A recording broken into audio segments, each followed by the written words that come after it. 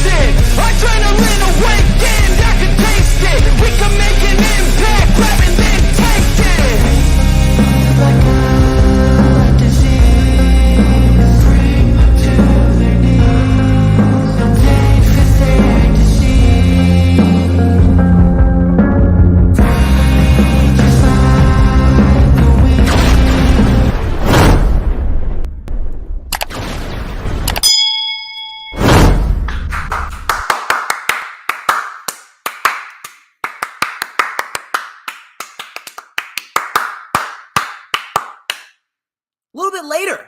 A little bit later than usual, as you can see. I needed to get some other shit done. I needed to clean up the house. I needed to vacuum. I needed to set up some other shit. I got a mini fridge that I need to set up in my room a little bit later on this month.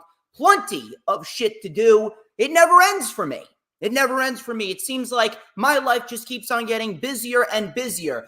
But regardless, you already know what time it is. You take a look at that clock. The mic sounds just right, and that only means that it's Saturday, and you know what that means.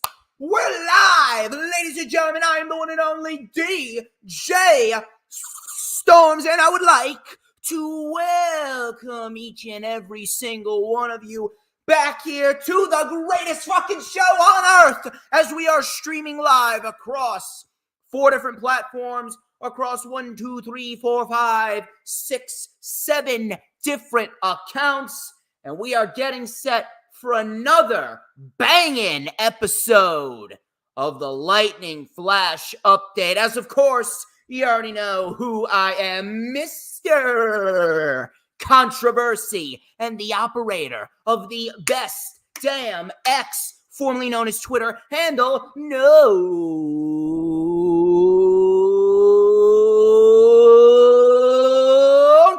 Stop what you're doing. Stop what you're doing. I need you to take a nice big inhale, and I want you to feel it. I want you to go, oh, you got to do it again. You got to do it again. So nice. You got to do it twice.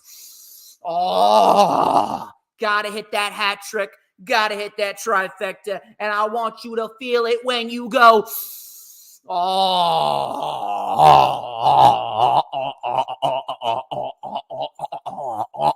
shit. Do you smell that? My God. Do you know what that is? Do you know what that is? That right there is the smell of pure motherfucking excellence. Wait for it. Wait for it.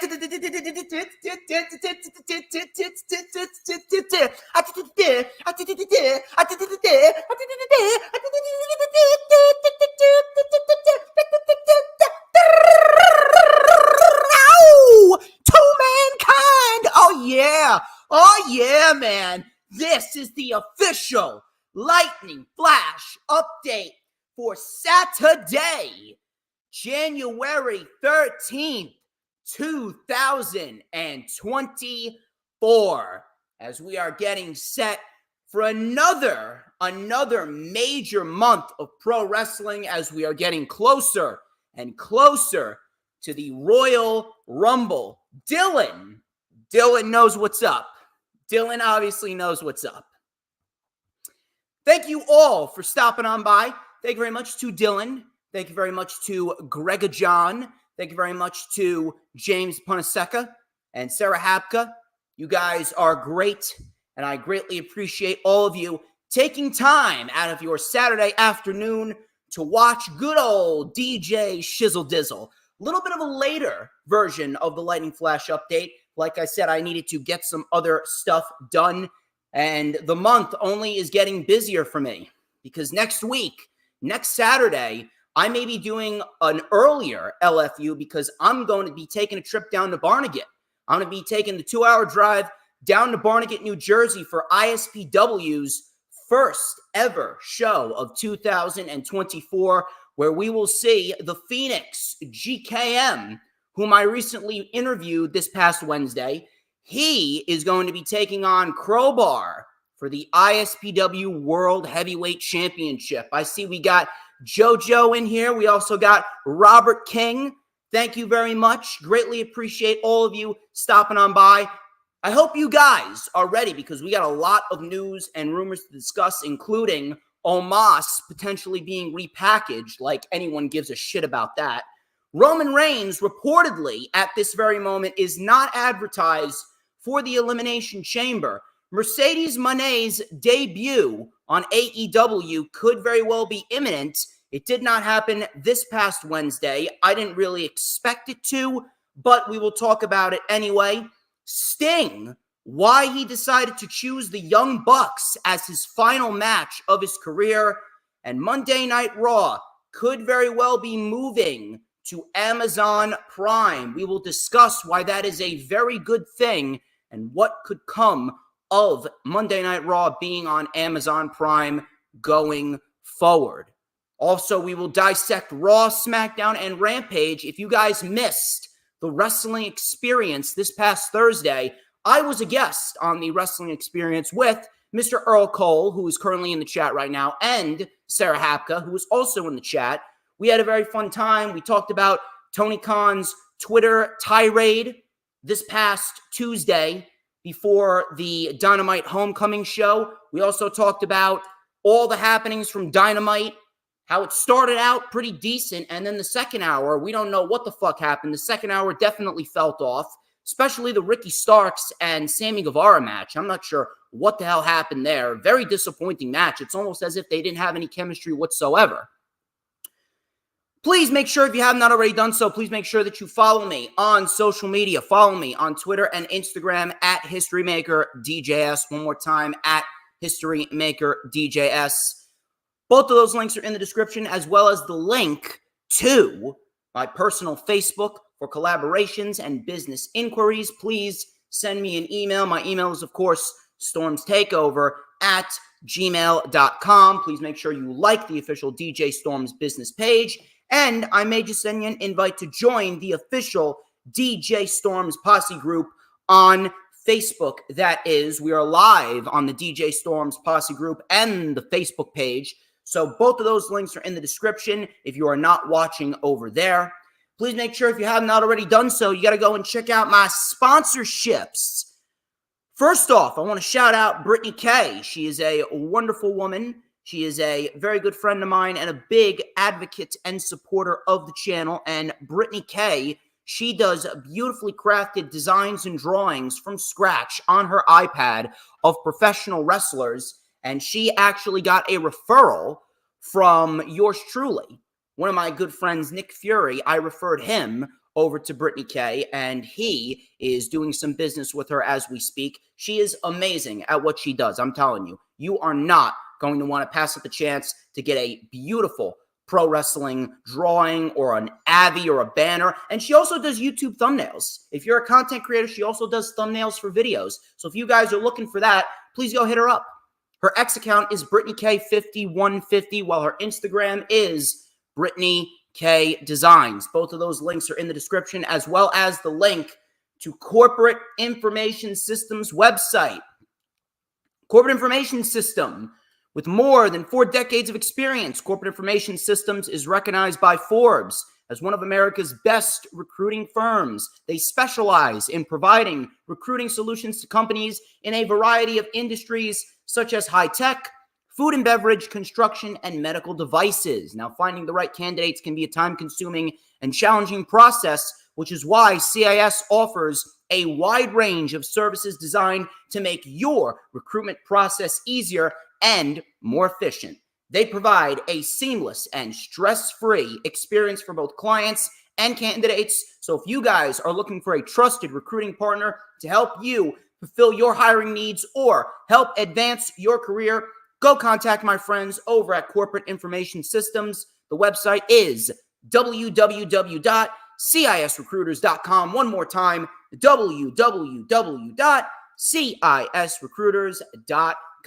Corporate Information Systems, placing talent where it can thrive. Please make sure if you want to help me thrive, you got to hit the like button no matter where you're watching it on, whether you're watching it on X, Rumble, YouTube, or Facebook. I see Hooligram decided to jump on in the chat. We got a nice, large, hefty audience, and I hope that you guys are going to be sticking with me till the very end. We got plenty to talk about, and Hooligram, I had him throwing out the modern-day Kakaraja hashtag over in the chat on Thursday for the wrestling experience. I may just make that a t-shirt. And Hooligram, he's damn right. You got to get those likes up. Got to get these likes up. And in order to get the likes up, you got to like the stream no matter where you're watching it from. And you got to share out the stream on all platforms of social media, whether it be Twitter, Instagram, Facebook, Pinterest, Tumblr, Snapchat, TikTok, Twitch, Rumble. No matter where you're watching it from, share it out. Share it out on all platforms, social media, so that way we can get as many people in here as possible. If not, I'll go tell them to suck my Kakaraja. Please make sure you tell everyone to come on in here. It is incredibly vital that everyone gets their dosage of DJ Storms, because it's a known fact that I make people's lives better. That's just the law of the land. If you do not have DJ Storms in your life, are you truly living? The answer is no. On top of that, you need to make sure that you hit the subscribe button, whether you're watching on Hardcore Sports YouTube channel or mine. We are itching closer and closer to 1,000 subscribers on the Hardcore Sports YouTube channel. And then on my YouTube channel, I mean, we've been kicking ass this year thus far. My shorts have been blowing up. Seems as though people are not too thrilled with the fact that I said that the Judgment Day R-Truth storyline absolutely sucks dick.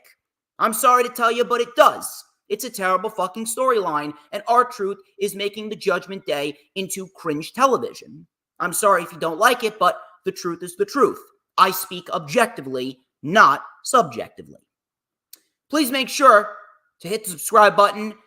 And make sure when you hit the subscribe button, whether it be on my channel or the Hardcore Sports channel, you got to make sure you hit that notifications bell. The notifications bell is very, very vital, because that way you will know whenever I pop up on YouTube. Because whenever I pop up on YouTube, you already know the drill. Baby, it is the best time to be on YouTube. You know why?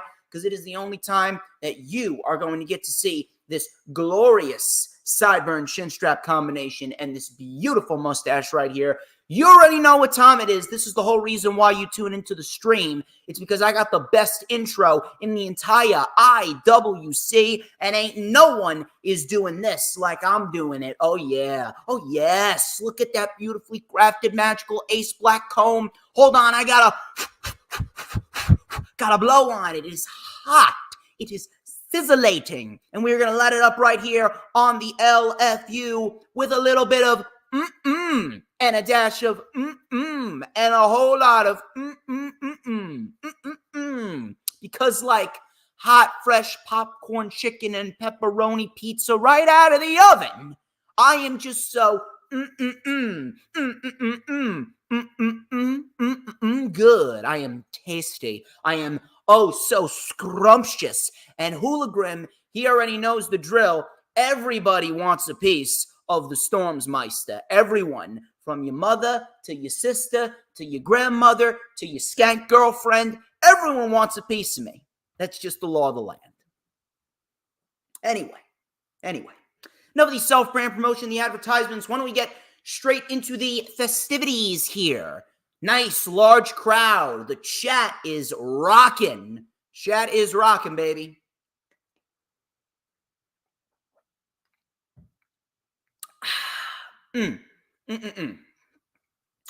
Omos, you already know the drill with Omos. You already know the drill with him. According to Better Wrestling Experience, there have been discussions over repackaging Omos going forward. Omos, he has not been seen on TV since SummerSlam this past August, where he competed in the Slim Jim over-the-top rope battle royal, to which he was eliminated about 9 minutes into the match, and then it was eventually won by L.A. Knight. I have one simple question, and if someone could please answer me this question, I would love to know. Why is Omos still employed? Why is he still employed? Can someone please, this is another question. That's the first question. The first question, why is Omos still employed? Second question, can anyone name me a positive for having Omos on the roster? Because I am the smartest man alive, we all know that. I cannot think of one positive reason as to why Omos is on that roster. What is he doing? What is he doing? You see, under Vince McMahon, Omos was on TV quite frequently.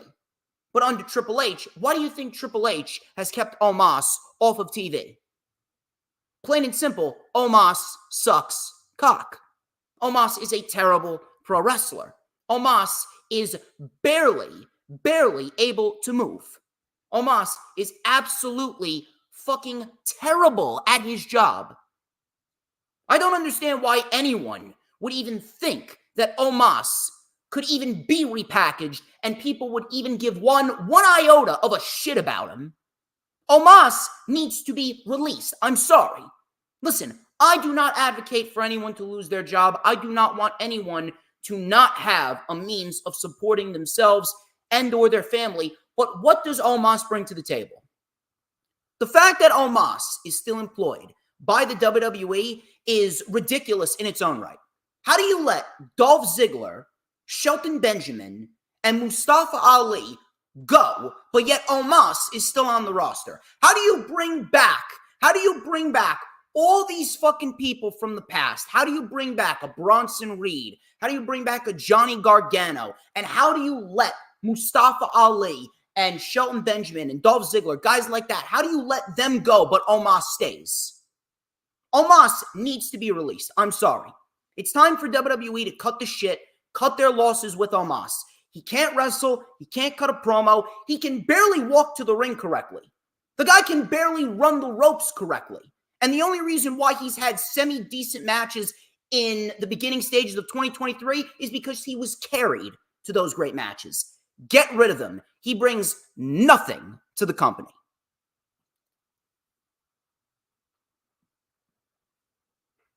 Moving on here. According to PW Insider, WWE is very high on former NWA Women's World Champion Camille.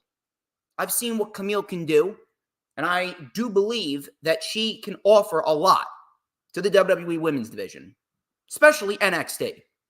I'm not sure what the fuck's going on, but they need something. They need something down in NXT. It seems as though Triple H has slowly started to get the main roster women's division on the right track. We've actually been seeing some really solid in-ring performances on the main roster. More specifically from Caden Carter and Katana Chance. They had a series of fairly solid matches with Chelsea Green and Piper Niven. We had Ivy Nile. She had a great performance against Rhea Ripley. Matter of fact, Ivy Nile brought Rhea Ripley to her best title defense throughout her women's world title reign thus far. And then you got Bayley and Bianca. We've seen it numerous times, but they had a solid match last night on SmackDown. So it seems as though the main roster women's division is slowly starting to come around. That women's division is slowly starting to come around, but the NXT women's division, that women's division is, it seems as though it's going down a very dark path. The match with Lyra Valkyria and Blair Davenport at New Year's Evil was very disappointing. Cora Jade and Gigi Dolan, I mean, who gives a fuck? The NXT women's division needs something. The NXT women's division really needs a shot of adrenaline. And if Camille is going to be that shot of adrenaline, then so be it. I got no problem with her. I wish that I could have seen more of her, but there's so much fucking wrestling throughout the week. There's so much shit going on between Ring of Honor and NXT and Raw and SmackDown Dynamite and the NWA and TNA's fucking coming back. I do not have the time to go out of my way to watch all of this shit. If I did, then I would not have the opportunity to lay my head on a pillow to fucking sleep. So if Camille enters the NXT women's division, I am genuinely interested in seeing what she can do.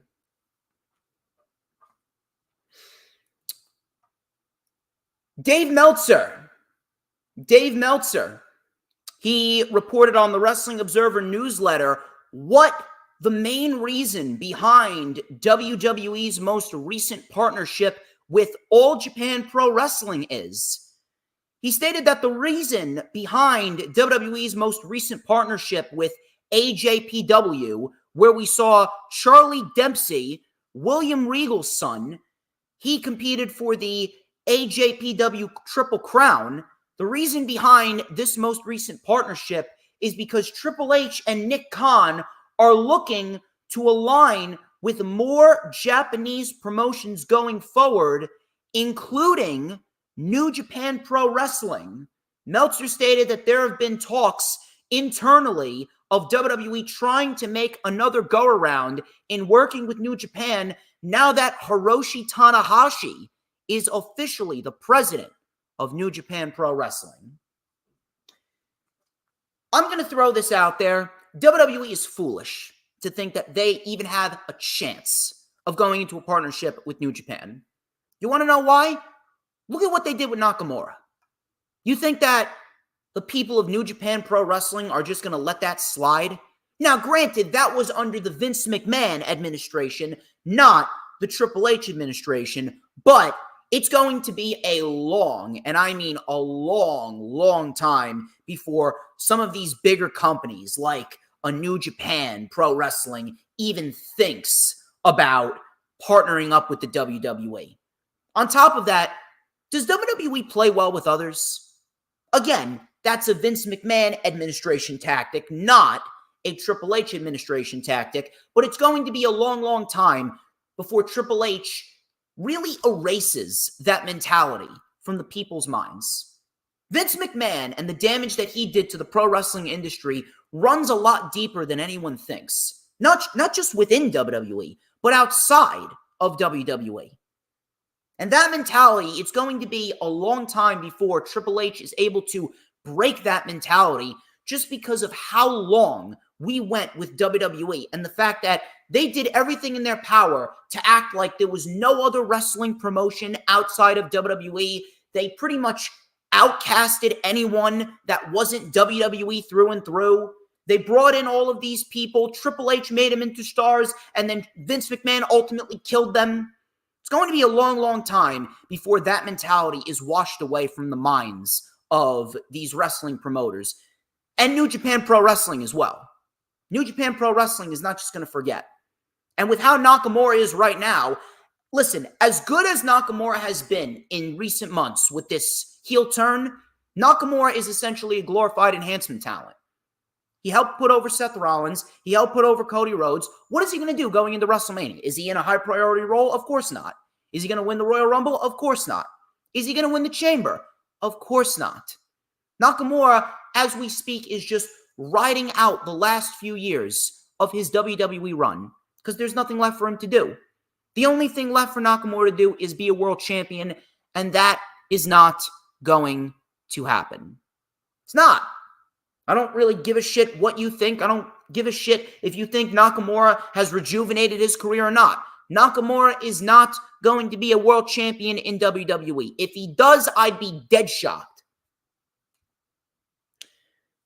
Fightful Select.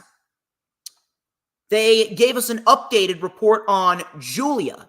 Julia, as we know, is the New Japan Strong Women's World Champion. She is defending the championship tonight at New Japan Pro Wrestling Battle in the Valley against one Trish Adora. Julia appeared to not be thrilled with the reports of WWE's interest. Not sure why, but she didn't seem too happy about the reports being leaked that WWE was interested in swooping her up. Now, I don't know what this means. I really don't know what this means. For all we know, this could be a red herring, and Julia could very well drop the championship tonight to Trish Adora, and she could be on her way to NXT before we even know it. She could very well pull a Jade Cargill and show up within the next few weeks at the WWE Performance Center. But if Julia is not too thrilled, not really sure what that means. Maybe it's because of the fact that she doesn't want to go to WWE. Maybe she doesn't want to go to WWE, or maybe she is not too thrilled because she doesn't like the fact that the spoilers are getting out there that she could end up going to WWE sooner rather than later. I'm not really sure what the issue is. At this rate, it's a very, very vague report. It's a very vague report. It's very, very broad. We don't really have nothing. We don't really have anything to go on. We do not have anything to go on as far as this report goes. As far as Julia goes, it's a wait-and-see type of deal. I do believe that she could end up in WWE. However, if these reports are true, how petty would it be if Tony Khan were to swoop up Julia because Julia is not too thrilled of WWE's interest? How petty would it be if Tony Khan swooped up Julia? Can you imagine? He's already swooped up Deonna Purrazzo. Can you imagine if he swoops up Julia and Mercedes Moné? Jamie Hayter's coming back. Britt Baker's coming back. Thunder Rosa has already returned. This year could very well be a breakout year for the AEW women's division. We've been getting some really solid matches in recent weeks in the women's division. Sky Blue's push has been very well documented. Mariah May, she made her debut. She looked great back at the Prudential Center. Queen Aminata has reportedly signed with AEW. And Queen Aminata, she had a very good performance against Hikaru Shida last night on Rampage. She's got something. So if Tony Khan plays his cards right, he could swoop up Julia. He gets Mercedes Moné too. Can you imagine the amount of matches, the quality of matches that we could get from the AEW women's division this year? Not saying that Tony Khan should, but it would be something. It would be something. I'm just throwing it out there.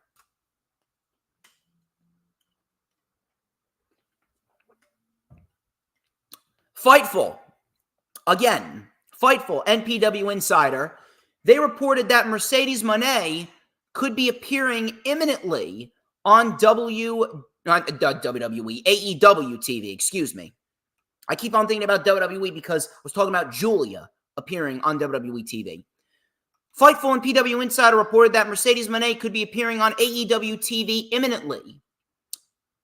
In addition to that, Jamie Hayter is also expected back on AEW TV. Not really sure when Jamie Hayter is expected back, but if I am going to make a prediction, I can definitely see Jamie Hayter making her return potentially at Revolution.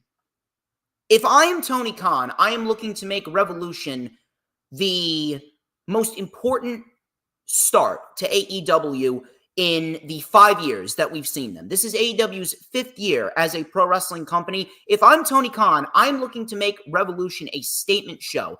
Not just because Sting is having his last match. Not just because Sting is having his last match. Not just because you got Swerve and Hangman potentially going into another match over there. But I want this show to be a show that really puts a message out there for AEW. Because right now, WWE, all I keep on hearing is WWE's hot, WWE's hot, WWE's hot. WWE is hot right now, right? So if AEW and Tony Khan want to make a statement, you look to make Revolution an ultra important show. How many tickets have they sold? 16,000 tickets? I would open up even more. I would sell 20,000. I would legit sell 20,000 tickets. I would not fuck around. I would not fuck around. I would sell 20,000 tickets for AEW Revolution. And I would make Revolution a show in which all we see is moment after moment after moment. I would have Jamie Hayter return at Revolution, and I would have Mercedes Moné make her debut at Revolution as well. And that right there, that should be the match. I would have Jamie Hayter and Mercedes Moné face off at AEW Revolution. I would have a stare down with them after they return, and Toni Storm, who I'm assuming is going to fight Deonna Purrazzo, she beats Deonna Purrazzo, and then Toni Storm is subjected to the return of Jamie Hayter and the debut of Mercedes Moné. And that right there should be your match at All In. Mercedes Moné, Jamie Hayter, Women's World Championship. That's the way that I'm going. PW Insider, they came out with a rather intriguing report stating that Bo Dallas is still under a WWE contract. Many of you probably forgot that Bo Dallas was even employed by the WWE because he is not on TV. I'm not sure what Bo Dallas is doing. I'm not sure if he is going to be on TV again. I'm not sure if he's going to be a backstage correspondent. If anything, a backstage correspondent would probably be the best route for him because there doesn't seem to be a place for him on WWE TV as we speak. Bo Dallas, he's not bad at what he does. He can be a valuable asset in some sense, but ultimately, his character really isn't all that exciting, and he's a very bland pro wrestler. I really don't want to discredit him because the guy can wrestle, but what's so exciting about his in-ring ability? Like watching Bo Dallas wrestle is like watching paint dry. What is so impressive about what Bo Dallas can do? There's nothing. So if anything, a backstage correspondent role could suit him best. Sting.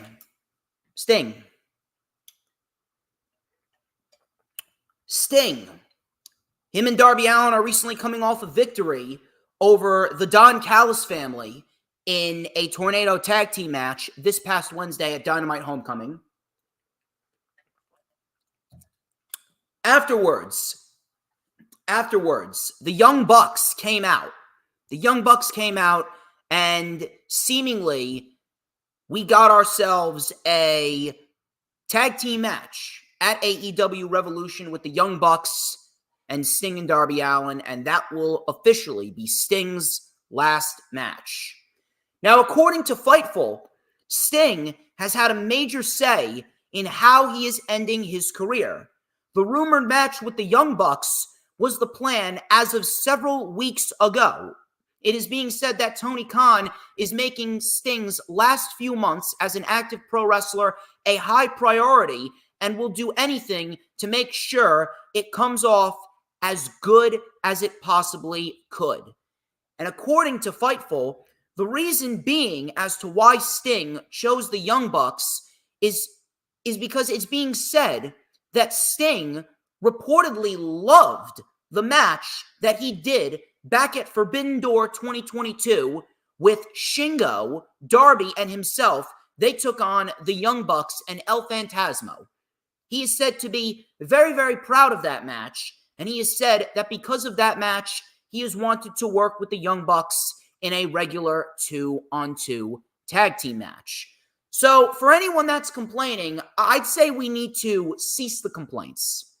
I'd say we really need to cease the complaints, and we need to put our respect for Sting up at the forefront, first and foremost, over our opinions.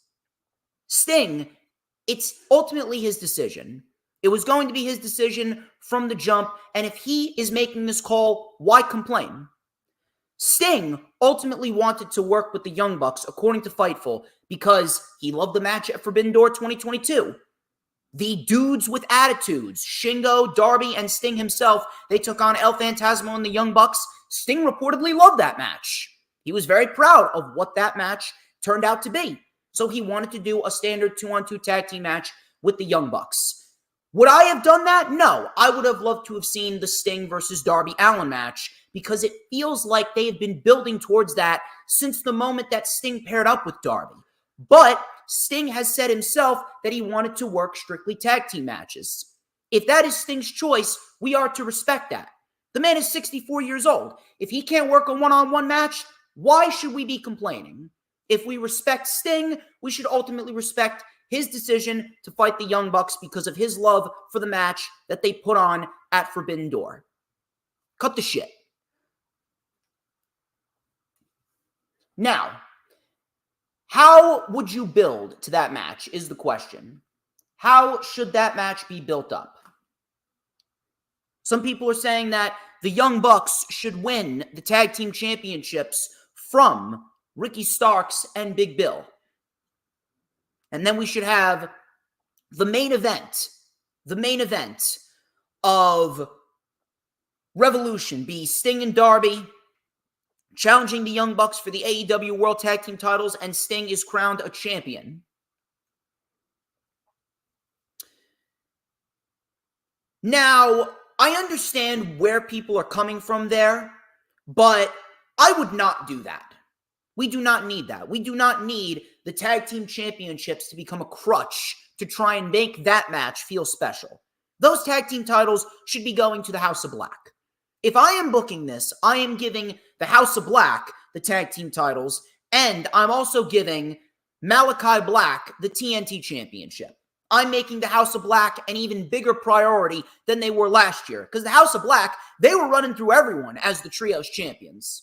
House of Black was running through everyone as the Trios champions. If I'm booking this, I would have the House of Black win the tag team titles and the TNT title, and I would make them a top-tier priority across Collision, and I would just have them run roughshod across the brand.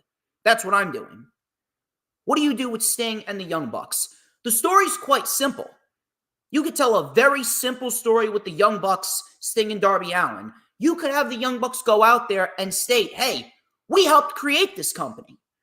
Everyone is praising Sting left and right. Everyone is giving Sting all this praise because he came back to pro wrestling and he's closing out his career in AEW. But let's not forget, we started AEW. Let's not forget that we started AEW, and without AEW, Sting, you would have never gotten the chance to come back and end your career on your terms. Your legacy would have been being a glorified jobber in the WWE. Now, they don't have to say that word for word, but that would be a nice zinger to throw out there. The Young Bucks can build the story around, we created AEW, we were the reason why Sting got another chance to close out his career on his terms. And that right there, that will gain the Young Bucks an insurmountable amount of heat. The whole basis of the Young Bucks coming back, because they were supposed to take more time off.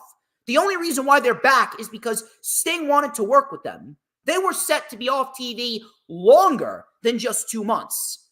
Sting ultimately brought the Bucks back because he wanted to face them. So the story should be the Young Bucks taking credit for Sting coming on into AEW, pretty much stating, we helped bring you back to pro wrestling. Now we're going to take you out of pro wrestling. And if you want to, they can attack Ric Flair. They could attack Ric Flair as well. Ric Flair wants to take more bumps. Give Ric Flair a golden trigger. Give Ric Flair a golden trigger, a BTE trigger, whatever fucking trigger, and have that add more heat to the match.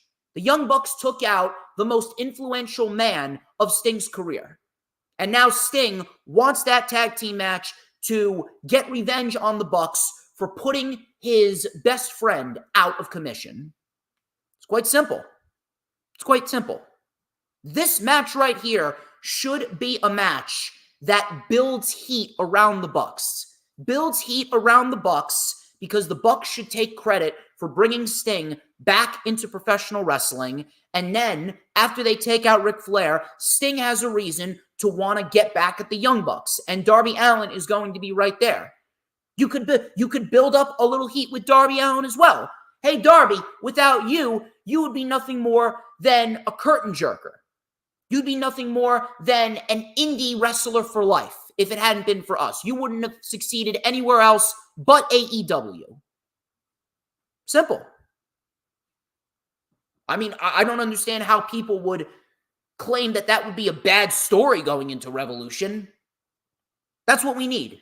We need the Young Bucks to act like dicks. We need the Young Bucks to act like assholes. We need the Young Bucks to go out there and just shit all over Sting and shit all over Darby, saying that he would be nothing without us creating AEW, and Sting would have never had the opportunity to end his career on his time.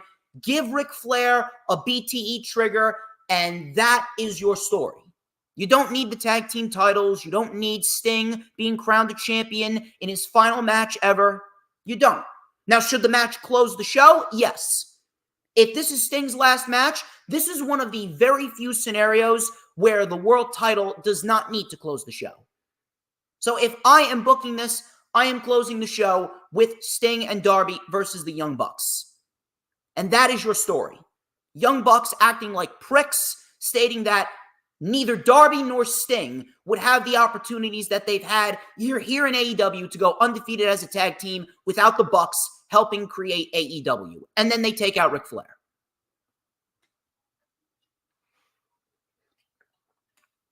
WrestleVotes. WrestleVotes, they stated, and they actually quote tweeted a picture of Bobby Lashley's X account. According to WrestleVotes, the tentative plan for Bobby Lashley's faction with the Street Profits is for them to be known as the Pride. And Bobby Lashley even updated his X bio, stating that he is the leader of the Pride. I'm glad that they got a name, but the Pride? The Pride? What kind of fucking name is that?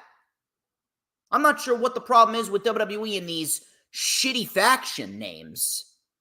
I really do not understand what the problem is with WWE having these awful faction names. Like, you know what the best faction name in WWE right now is? The best faction name in WWE right now is Authors of Pain and Karrion Kross. And they just got a name yesterday. They're calling themselves The Final Testament. They're calling themselves The Final Testament. I think that is a fantastic name for them. Every other faction name, I don't know what the fuck WWE is doing. The Pride? That's the best that you can come up with for Bobby Lashley and the Street Profits? Now, I understand it's almost like a pride of lions, and the lions are going to rip you to shreds. I get that. But if anything, I can come up with a better name right off the top of my head. Matter of fact, when I saw this report, you know what I said to myself? Why aren't they called Almighty Enterprises? Wouldn't that have sounded more badass? Plus, I mean, how can you hate that word? Enterprises, Almighty Enterprises. It's nothing more than a rehash Hurt Business anyway. And the Hurt Business, that was a fucking terrible name in itself. That was a cringe name, the Hurt Business. Fucking terrible. But Almighty Enterprises, that shit just rolls off the tongue. Think about that. Can you think about who the fuck is the ring announcer on SmackDown? Mike Rome? Think about Mike Rome announcing Bobby Lashley and the Street Profits as Almighty Enterprises. That's a badass name. And it would fit their characters too. Enterprises sounds very, very regal, very fancy. And they're coming out wearing these fancy suits and their sunglasses and they're dripping with gold chains and Rolex watches. It fits them. But the Pride? I don't know what the fuck WWE is doing here, but some of these names are fucking shitty. Almighty Enterprises. Triple H, I work for free.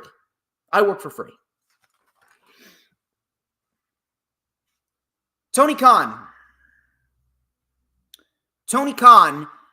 apparently, he caused a lot of embarrassment among the locker room this past Tuesday. After Jinder Mahal came out and stunk up the joint on Monday Night Raw in a segment with Seth Rollins, Tony Khan took to Twitter and called out USA Network, because USA Network's WWE account, I'm not sure who the fuck runs that account, but either way, whoever runs that account is a fucking retard. The USA WWE account, they took a shot at Tony Khan and the fact that Tony Khan looks at the cage match ratings to help himself book Dynamite, which I don't have a problem with. And Tony Khan decided to take a shot at them, stating that Jinder Mahal, who hasn't won a match in a solid year, is now challenging for the World Heavyweight Championship against Seth Rollins next week on Raw. Meanwhile, Hook has had one of the best records in company history as we speak. He is 28 or 29-1. He only has one loss. He has one of the best records in AEW ever. And he is challenging against Samoa Joe for the AEW World Championship next week. but yet people are fucking bitching and moaning about him, but yet they're bending over and they're taking the WWE dick up their ass because they're giving you Jinder Mahal in a world heavyweight title match against Seth Rollins. Now, he didn't say it in those exact words. But you get where I'm coming from. I'm going to throw it out there for you. Tony Khan said nothing wrong. But was it necessary? No, it wasn't necessary. Now, the problem is not Tony Khan's passion. The problem is not Tony Khan's love for the business and for his company. The problem is the simple fact that Tony Khan, it doesn't seem like he's focusing on the issues that AEW currently has. That is the whole basis of this embarrassment. Because if they're embarrassed that Tony Khan is calling out Jinder Mahal, I mean, what are you fucking smoking? Jinder sucks. He sucks. Jinder Mahal is one of the worst pro wrestlers of all time. What are you embarrassed about that Tony Khan called out Jinder Mahal for being a loser? Tony Khan said nothing wrong in that Twitter tirade regarding Jinder Mahal. Jinder's a waste of space. Jinder is a jobber. He's a joke. Jinder's one of the worst pro wrestlers of all time. Hook outclasses Jinder Mahal in every sense of the word. But the problem with Tony Khan is the fact that he's not focusing on the problems that his own company has. We already know that the WWE has problems. It doesn't matter if they're hot. That doesn't mean they don't have problems. The WWE has a shit ton of problems. But that doesn't mean Tony Khan needs to call out WWE on their problems. That's my job. There's a reason why I exist. I exist to call out WWE on their problems. Jinder Mahal is a problem within WWE, but that doesn't mean Tony Khan needs to say that. He's got plenty of other shit to worry about. Tony Khan should not be focusing on WWE's problems. He should be focusing on AEW's problems.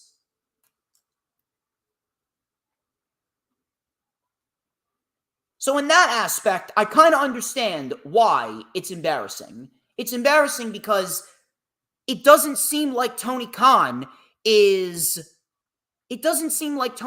acknowledging the flaws that AEW has.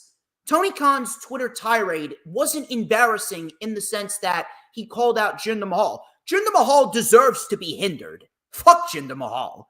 Jinder Mahal shouldn't even be employed by the WWE. He is a terrible pro wrestler. But Tony Khan does not need to say that. Tony Khan does not need to say that because Tony Khan, he's got plenty of issues that he needs to correct. And by him calling out WWE on their problems, it makes it seem like he is not working to fix the problems that All Elite Wrestling has. I understand you're passionate. Listen, TK, if you're watching, I know there's a lot of people watching. I understand Tony Khan is passionate. But he cannot let his pride blind him into thinking that his company is perfect. No company is perfect. No company is perfect. WWE is not perfect. AEW is not perfect. TNA is not perfect. New Japan Pro Wrestling isn't perfect. I'm not fucking perfect. I look to improve every single day of my life in every single aspect of my life. Tony Khan cannot sit there and he cannot just stay in this bubble where he believes that, oh yeah, AEW is perfect and I don't need to fix anything. That's called complacency. And we already saw where complacency got WWE. Look at what happened with Vince McMahon and his administration. Vince McMahon, he got complacent. And we entered into an era in which WWE was absolutely insufferable. Absolutely insufferable. But with AEW, I don't think that we're going to enter into an era where AEW is insufferable, because anything that WWE under Triple H and Tony Khan puts out right now, everything that we see across all pro wrestling shows throughout the week, everything is better than Vince. What Tony Khan's doing right now, it's better than Vince, but then again, that's not saying much. Just because you are better than Vince doesn't mean you should stop. Just because you're better than Vince doesn't mean that you should stop improving. There's never a point in time with any wrestling company, whether it be a sports company, whether it be a fucking television company, whether it be a television show, whether it be a food company, whether it be fucking Nabisco or Signature Select, or whether it be a TV show like SpongeBob or The Walking Dead, or fucking Cartoon Network shows like The Grim Adventures of Billy and Mandy and Johnny Bravo, if you remember that back in the day, or shit like Ed, Ed, and Eddie, or the Godzilla movies and shit like that. All of that shit, there's never a point in time where everything's perfect. There is always room for improvement. You should never, ever stop improving. When you think that everything's fine, that right there is when you should work to improve even more so. That's the problem. The problem is, and I've said it before, Tony Khan, he is not acknowledging the problems, or at least he is not acknowledging them quick enough. The problem, and I've said this before, he's doing too much. Maybe it's not that he's not acknowledging the problems. Maybe it's because he is just doing too much, that he's not focusing on these problems. And to that, I've said he needs a developmental team. He needs a marketing team. He needs a creative team. He needs more help. He needs help, and he needs to delegate responsibilities to other individuals so that way he can focus on what he needs to focus on. The product, although it's better than Vince, that doesn't mean that you should stop improving, because there are problems with the AEW product. There's a lot of problems with the WWE product too, but that is my job to call them out. I'm the guy that calls out the problems with the pro wrestling promotions. It's Tony Khan's job, it's Triple H's job to work to fix those problems. And that is where it becomes unnecessary for Tony Khan to go out of his way and constantly. Now, he doesn't do it all that often. He was good for about 3-4 months, and then he did it again. But the problem is, Tony Khan, it looks like he doesn't care about improving his product. He just wants to do what he wants to do, and he expects people to accept that. I'm sorry, that's not how it works. It's not how it works. Tony Khan needs to stop worrying about the WWE problems. Trust me, they have a lot. But stop worrying about the WWE problems. Focus on your own problems.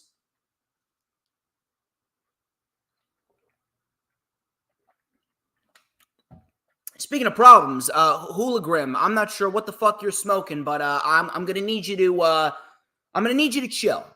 I'm gonna need you to chill. You're talking about fucking ginger juice and kakarajas and all this other shit. I'm gonna need you to chill.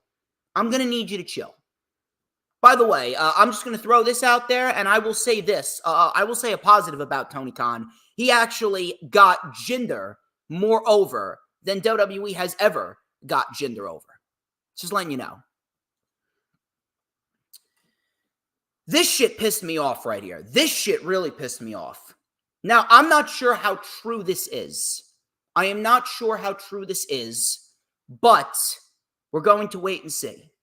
But if this is true, we're going to have a major problem here.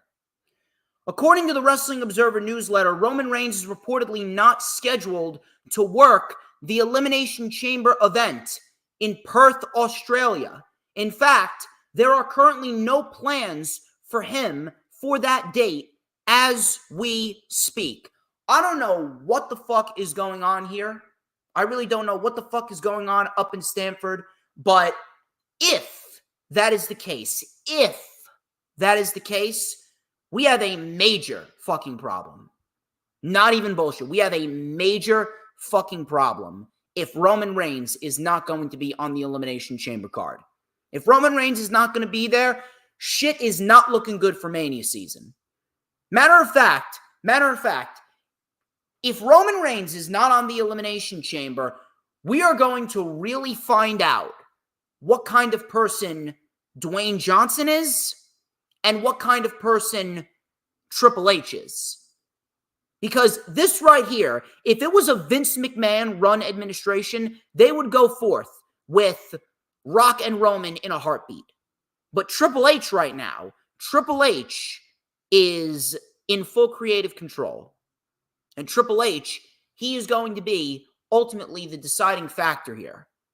Depending on what Triple H does, we will be subjected to either Cody and Roman or Rock and Roman, and we will find out if Triple H really has the best intentions for the fans in mind. Now, I am not sure if I believe this fully. I'm going to wait and see what happens. I'm going to wait until the Royal Rumble is over. And then, if Roman Reigns is still not advertised for the show, then I am going to really lay into him. But, if this is true, what the fuck are we doing here? Are we really going forth with Rock and Roman at WrestleMania? Because if Dwayne Johnson is going to pitch that he should win the Royal Rumble, because it's being discussed internally, if Dwayne Johnson pitches that he is going to win the Royal Rumble, that right there would make me lose all respect for him as it is. I don't really have much respect for him as we speak because, I mean, he's going to be, if he runs for fucking president, he's running as a fucking Democrat, and Democrats are the bane of this country's existence. I mean, holy shit. Democrats are cancerous. So is WWE fans. I'm just letting you know this right now. If WWE fans had the opportunity, they would probably choose The Rock. And I'll tell you why. If there is one thing that AEW did, it's the fact that AEW really separated the WWE fans from the pro wrestling fans. The pro wrestling fans are the fans that want the best for every single company. The WWE fans, all they do is sit there, open their mouths, and they just ingest whatever garbage WWE crams down their throats. WWE fans are cancerous. WWE fans are the most retarded fan base on the planet. No matter what kind of fan base you want to compare, whether it's Star Wars or Star Trek or Harry fucking Potter or whatever sports fan base, like New York Yankees fan base or fucking Miami Dolphins fan base or fucking Jersey Devils, New York Rangers, or Chicago Blackhawks, or whatever fucking sports fan base you want to compare, WWE fans are the most retarded fans on the face of this planet. They have a combined IQ of 48. They are mentally unstable. They do not deserve the oxygen that we inhale. And I'm not talking about WWE fans that watch this and that, and then sometimes they watch AEW and sometimes they watch New Japan. I'm talking about WWE diehards. The diehard WWE fan base. The diehard WWE fan base is the worst fan base on the face of this planet because all they do is accept what WWE gives them. They drop their pants, bend over, and they take the WWE cock 9 inches up their ass, and they enjoy it. They claim that they enjoy it even though it's shit. They do not criticize. They think everything's great, and they go out of their way to bash anyone that dare criticizes the WWE product. I don't give a fuck who you are. The Rock versus Roman Reigns should not happen, period. If you want this match, I don't care who the fuck you are. I'm going to throw this out there. If you want this match, I fucking hate you. If you want this match, I hate you because you are actively ruining my WWE.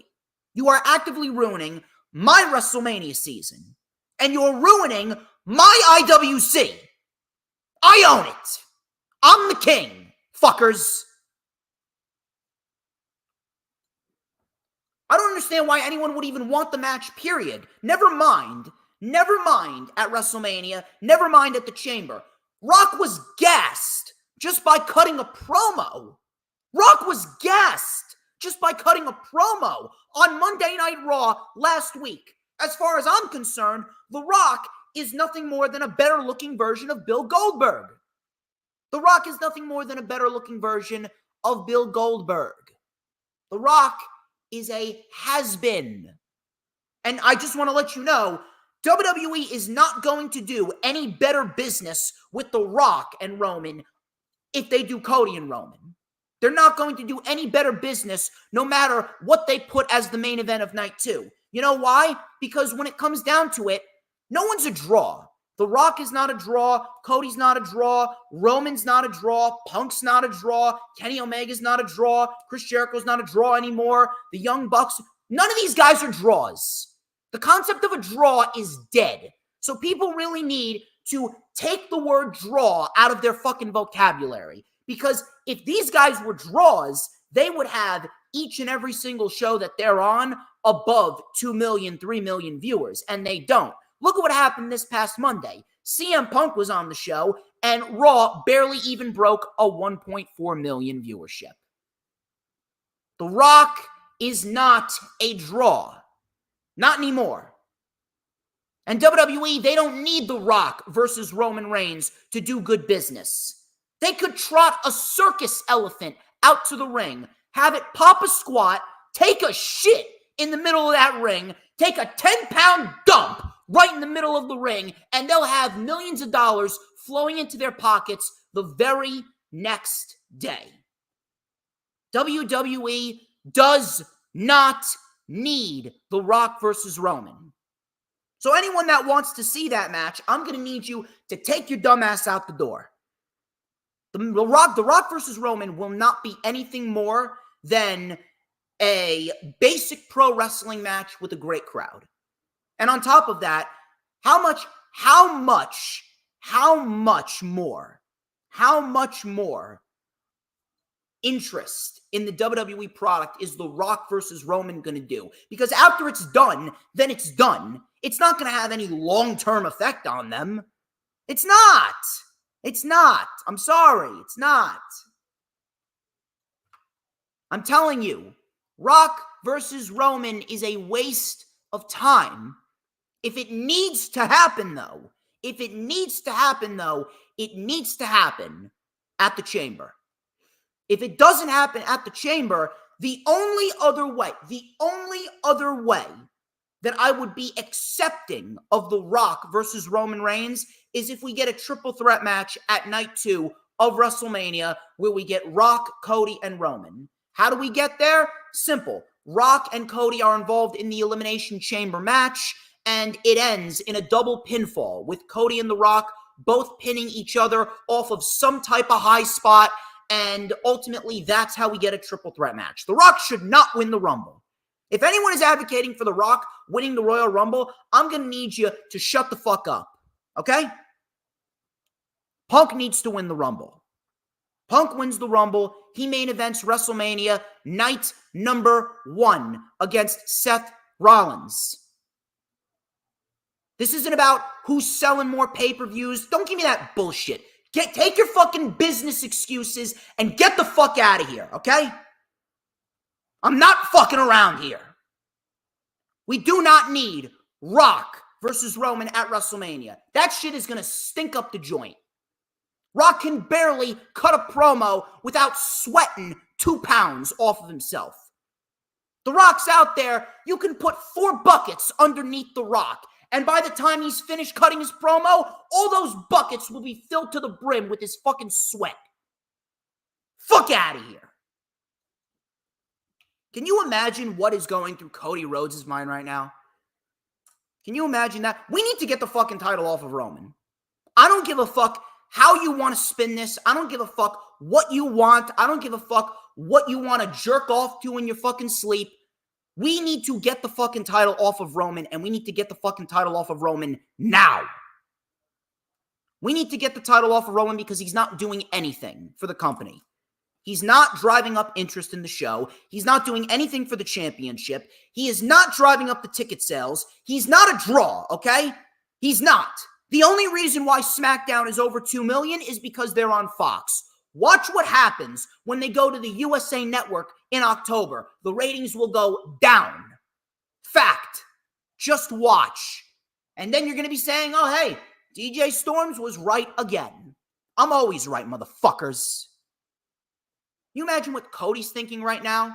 His future is in the hands of Dwayne Johnson. If they push off Cody Rhodes and his story to next year's WrestleMania, at that rate, I don't even want to see Cody Rhodes in WWE anymore.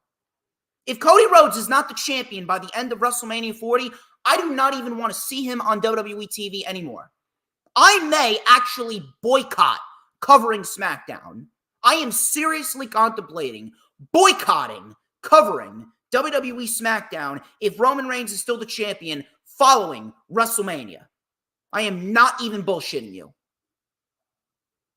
At that rate, Cody, you may as well just go back to AEW. Go back to AEW, make up with Tony Khan, make up with the Bucks, and finish your fucking story there. And if not, some people are saying that we get Rock versus Roman night 1, and then we get Cody Roman night 2. Why would you want that? That would kill CM Punk's reasoning for coming back to the WWE. One of the biggest reasons why Punk came back to the WWE is to main event WrestleMania. Punk wins the Rumble. Punk chooses Rollins. Punk main events WrestleMania night 1 against Seth Rollins. It should end. WrestleMania should have night 1 main event, Punk and Rollins. Night 2 main event, Cody and Roman. And if The Rock main events night 1 of WrestleMania against Roman, what do you think is going to happen with Punk and Rollins? They're going to be shoved down several notches. Can you imagine what Punk's going to be thinking if that happens? Punk's probably going to be thinking, oh shit, I came back to main event WrestleMania, and once again, I get bumped for a fucking part-timer. 2 part-timers. I get bumped for 2 fucking part-timers with Roman Reigns and The Rock. You know what? Maybe I should have just kept my mouth shut in AEW. Maybe I just should have ignored the antics of the Bucks and Jack Perry, and maybe I just should have did fucking business. I'm telling you, can you imagine what Punk would be thinking if Punk and Rollins get bumped from the main event of WrestleMania night number 1? Seth Rollins, I mean, holy shit. If Seth Rollins can't even main event WrestleMania with CM Punk as his opponent, I mean, that gives Rollins all the more reason to leave when his contract is up in June. That gives Seth Rollins all the more reason to just get the fuck up and leave. And I would if I was him. I really would. It's absolutely ridiculous. Ridiculous. I don't know who the fuck thinks that Rock being involved at WrestleMania is a good idea. The Rock and Roman Reigns has lost its luster. It's lost its luster, okay? That ship sailed. If Rock couldn't do it last year, then the ship sailed. The ship has sailed straight into a monsoon, and it got swallowed up by a fucking tsunami, never to be seen again. I do not want to hear a fucking peep out of anyone. The Rock versus Roman Reigns should not be at WrestleMania. The fact that Roman Reigns reportedly is not advertised for the Chamber, and again, I'm going to hold my breath because I do not know whether or not things could change because the card is always subject to change. But if it is true, we got a fucking problem. Because if Rock's going to be involved in WrestleMania and Cody's going to get shafted again, where he should have won the title last year, but if you built up a whole fucking year with the Brock Lesnar shit, the Judgment Day garbage, only for The Rock to come back and bump Cody out of the main event of WrestleMania, that shit right there is inexcusable. You may as well release Cody Rhodes afterwards. Cody Rhodes is going to be nothing more than a fucking bum if he doesn't walk out of WrestleMania as the champion. Rock versus Roman Reigns needs to take place at the Chamber. If not, it should be a triple threat match with Rock, Cody, and Roman. But Rock, Roman at the Chamber and Cody, Roman at WrestleMania, that is the best route.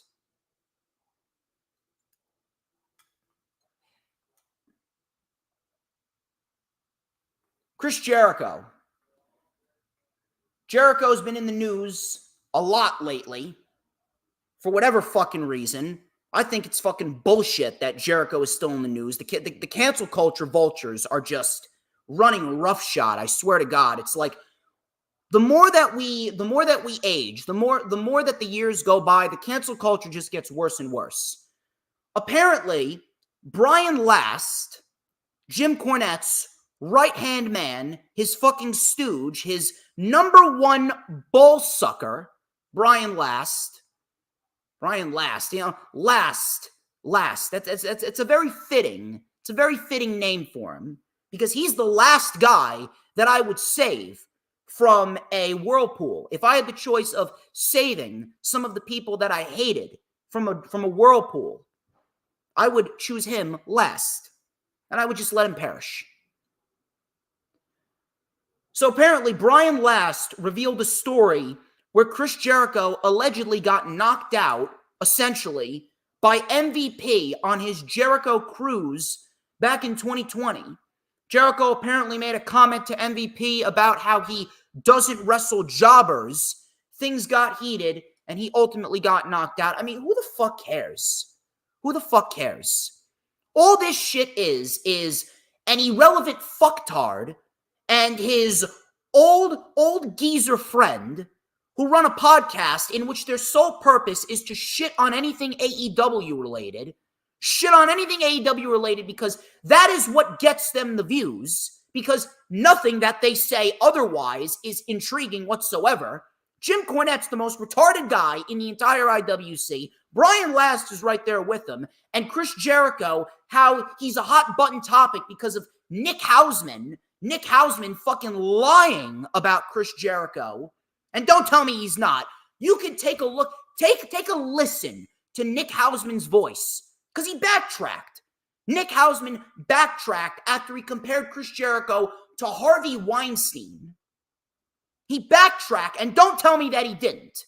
He literally came out and said that he doesn't like Chris Jericho, and then he backtracked, and you can listen to the tone in his voice. The tone in his voice tells you all that you need to fucking know. The fact that he even needed to go out there and explain himself shows you that he's a bullshit artist. Nick Hausman, he's just as bad as Jim Cornette. Nick Hausman does not deserve to have a platform. And then Brian Last comes in with this fucking irrelevant report about Chris Jericho apparently getting knocked out by MVP on his Jericho cruise. Who the fuck cares? This shit was 4 years ago. Why are you keeping it hidden away in your pocket? Why are you keeping it hidden away in your pocket and just waiting for the right opportunity? Oh shit, I got some more dirt on Jericho. He's really going to get canceled now. My God, my engagements they're going to go up tenfold. My God, the listens to my podcast are going to increase tenfold. Suck my dick. Seriously, suck my dick. Enough of this bullshit. If you need to use shit from 4 years ago in order to gain attention and listens to your podcast or your weekly show in 2024, you are shit. You are shit at your job. You cannot do wrestling analytics like you should do wrestling analytics, and you should not be a podcaster whatsoever. Brian Last is a cancer. Brian Last is a cancer. Jim Cornette is a cancer. They only exist because we allow them to exist. They only exist because people are dumb enough to give them attention. You want to know how the IWC becomes better? When people like Nick Hausman and Jim Cornette and Eric Bischoff and Disco Inferno and Conan and all these other fucking people, the IWC becomes better when those people are deplatformed. Let me tell you something. I'm a big advocate for free speech, but when it comes down to it all, stupidity doesn't deserve free speech. Stupidity does not deserve free speech. I'm sorry. Who fucking cares about what happened 4 years ago on the Jericho cruise? No one gives a shit. And fuck you, Brian Last. I can do your job better in my fucking sleep. It doesn't matter how many fucking listens that you or your fucking old geezer partner has. I'm the fucking best here. No one does wrestling analytics like I do wrestling analytics. DJ Storms owns the IWC, and that means that I own your ass too. And by the way, Eric Bischoff, my God, Eric Bischoff, what a fucking retard Eric Bischoff is. I got to deal with Eric Bischoff. Apparently, get this, I found out that Eric Bischoff, he's going to be at 90s WrestleCon in Atlantic City, New Jersey, between July 12th and 14th. My God, I don't even believe I need to share the same fucking building as him. I don't even believe I need to share the same air as him. I genuinely, you know what? When I'm streaming, I genuinely hope he decides to walk on in. I genuinely hope he decides to walk on in. Because if he does, I will bury him live on my stream. I don't give a shit. Fuck Eric Bischoff. Matter of fact, I'm going to change his name. He's no longer Eric Bischoff. He's Eric Bitchoff. That's his name. Eric Bitchoff. Has a nice ring to it. Fuck Brian Last. And fuck Nick Hausman too. My final report, and then we're going to get down into the weekly show reviews. Sports Business Journal. They predicted that Monday Night Raw could very well land on Amazon Prime.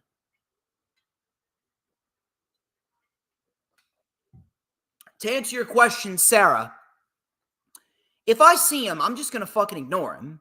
You see, here's the thing. Here's the thing with me, Sarah. I don't purposely try and start trouble for no reason. So if I'm out in public, I just stick to my guns. I stick to myself and I just go about my business. If someone comes up to me and starts to start trouble with me first, then we're going to have a problem. So if he tries to start trouble with me first, then I'll absolutely unload on his old ass. I don't give a shit. At the end of the day, he needs AEW in order to remain relevant because all he does is gain views and likes and listens by shitting on AEW because he sounds like a jealous ex. He sounds like a jealous ex that didn't get invited back to AEW because Tony Khan realized that he's a fucking retarded ass geezer, is Eric Bischoff. But Raw is moving to Amazon Prime. Raw is moving to Amazon Prime. I think that this is a good thing. I think this is a very good thing. It's a very good thing because Monday Night Raw, as we speak, obviously with the USA Network and all that, we're living in a day and age where cable TV is dying. We're living in a day and age where cable TV is dying, and right now, streaming is taking over. You take a look at how many football games and baseball games and hockey games are taking place on these streaming services like Peacock. Sometimes there are movies that come out and within 3 weeks, they're out of the theaters and onto Peacock. The Black Phone came out in July of, 2022? Somewhere around that, 2022, 2023, right? 2022, 2023. And within a month, The Black Phone with Ethan Hawke was on Peacock. So, as we speak right now, cable TV is dying. I'm making a bold prediction right now. By the time we get to 2055, everything's going to be on a streaming service. So with Monday Night Raw moving to Amazon Prime, they're kind of going to be ahead of the times here. Monday Night Raw being on Amazon Prime, that's only going to mean good for them in the long run. Monday Night Raw, as we speak right now, they're suffering their lowest ratings ever. If Monday Night Raw moves to Amazon Prime, that right there is going to give Monday Night Raw an even bigger exposure than they have on USA Network. Monday Night Raw is going to be in a position where some fans that are either lapsed fans or non-wrestling fans are going to be exposed to the WWE content on a weekly basis for Monday Night Raw, and those individuals will gravitate towards shows like that. the ratings for Raw on Amazon Prime could very well be drastically different than the ratings for Raw on USA. And on top of that, we already know that USA is very family-friendly. USA's kind of pussified, if you will. Maybe USA not being the home of Raw, maybe Raw going to Amazon will offer them the opportunity to be a bit more edgy. I don't see how people would see Raw on Amazon as a bad thing.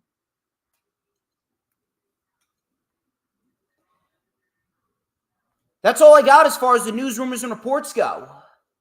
Lot of venom I've been spitting. A lot of venom. I needed to get all that shit out.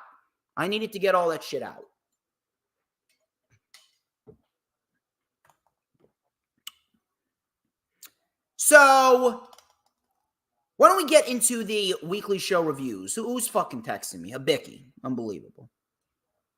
Habicki TMD. My boy Travis is texting me right now. Yo, Travis, I'm live right now.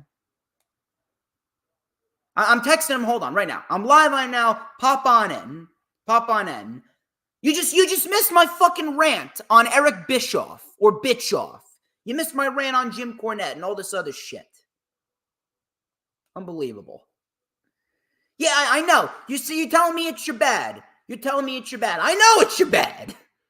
I better get you on the fucking channel during WrestleMania season. Oh my God.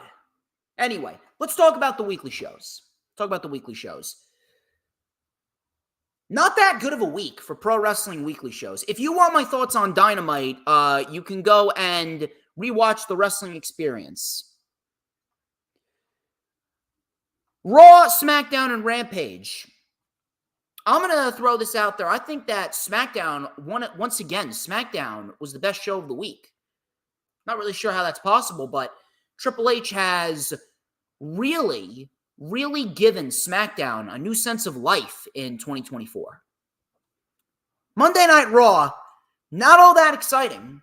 Not saying it was a completely horrible show, but Monday Night Raw, really nothing to jump for joy over. Slam Pigs Podcast, how you doing? So Monday Night Raw kicked off with Drew McIntyre. Drew McIntyre came out.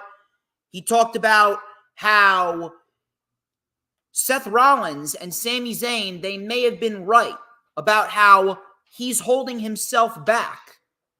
But then he said maybe he needs to step away from WWE for a while. But then it occurred to him that Damian Priest, he cost me the match. You didn't just screw yourself over, you screwed me too. He goes, between Seth, Sami, and CM Punk, maybe I should leave for 9 years. And then maybe when I come back, I will get a hero's reception. I know it's you, Habicki. I know that you run the Slam Pigs Podcast, all right? I know. I'm not a dumbass. I know. Listen, I don't think you should ever be I don't think you should ever be questioning anyone's intelligence while he's wearing a Kiss shirt. Because Kiss is a great fucking band. Anyway. So CM Punk's music hit. And Punk came out. He said that we're in Piper country. Piper was known for talking. Is Drew known for talking? But that seems like all you do right now. Coming from a guy that talks too much. But if you got anything to say, why don't you just say it to my face? So Punk then lounged out on the top buckle. Drew then congratulated Punk for being here over a month, saying that him and a few of the guys got a bet to see how long you could last. I don't care what you said outside the company. I'm one of the few people that traveled with you for years. Remember when you were champion? You referred to yourself as a leader. I needed a leader back then. I was just a kid. My career was in a tailspin, said Drew. You saw me as a threat. I spoke to Orton about this, but he had his own demons. You don't have demons. You are a demon. And after you being gone for 9 years, I'm your leader now, kid, said Drew. So Drew then lounged out on the top buckle. Punk then said, I never called myself a leader. But I'll tell you what, if you do want a leader, then you can pledge allegiance to the Straight Edge Society. A little throwback right there. I love the Straight Edge Society. Back then, I hated them.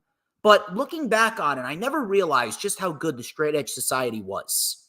Such a great faction, such a great gimmick. So, Punk said, who did you watch walk out of the company? You followed my lead on the way out, and now I'm following your lead on the way back in. If you're upset, it's just like Seth. I'm not a demon, but when I'm pushed, I can be Satan himself. I'm a nice guy until it's time not to be so nice. I'm not here to make friends. I'm here to win the Rumble and main event WrestleMania. This would shut down all those title wins for all those people. This time, I will enter the Royal Rumble and I will eliminate you last. And I'll main event WrestleMania and win that title for me, said Seth Rollins. Not Seth Rollins, excuse me, CM Punk. CM Punk pretty much said that back in the day, I won those titles for everyone else, but now I am winning those titles. I'm winning those titles for myself. So, coming back, not Seth Rollins, excuse me. I'm sorry. I don't know why I keep on saying Seth Rollins. He goes, I will be sure to eliminate you last. You can't stop me. Cody can't stop me. And I will eliminate you last just because I am such a nice guy. Now, I thought this promo was fantastic from CM Punk. I thought this promo was fantastic from Punk and Drew. And it really set the pace for what is to be a very unpredictable Royal Rumble. Now, one thing I can see happening is I can definitely see this match happening at the Chamber. I can definitely see them wanting to do a big-time matchup for Drew McIntyre and CM Punk at the Elimination Chamber. And if they want to go forth with that, I can absolutely see this match being an Elimination Chamber match, really to drive up the interest in the Elimination Chamber. Tommaso Ciampa and Finn Balor, they had their match, and I'm really looking forward to seeing what they do at WrestleMania, because I've been predicting DIY versus the Judgment Day at WrestleMania for the Undisputed Tag Team titles with DIY going over. It looks like now we could finally be getting that. I really do hope that is the case. Now, the intention was very good.